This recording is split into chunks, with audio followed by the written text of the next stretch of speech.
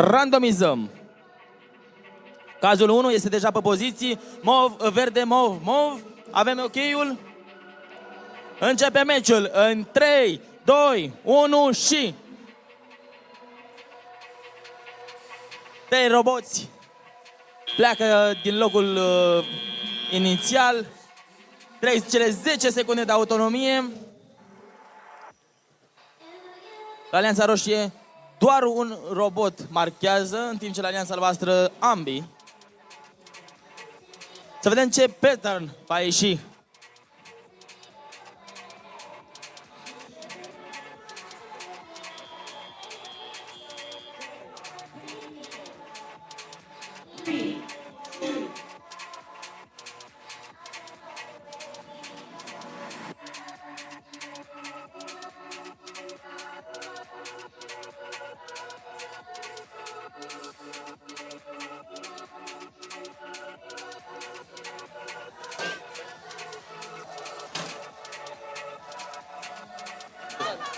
Un minut și 40 de secunde până la final.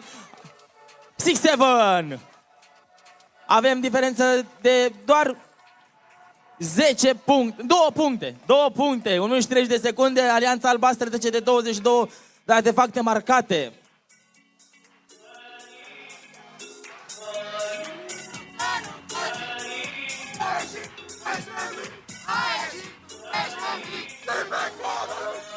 Ce scria?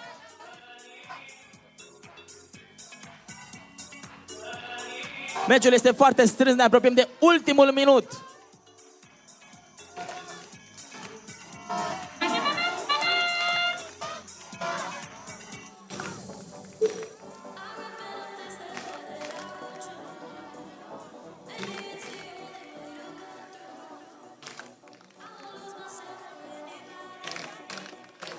...40 de secunde, Alianța Albastră trece de 30 de artefacte, iar Alianța Roșie de 20. 30 de secunde, 20 de puncte diferență. Să vedem, parcările vor face cel mai probabil diferența. 3, 2, 1.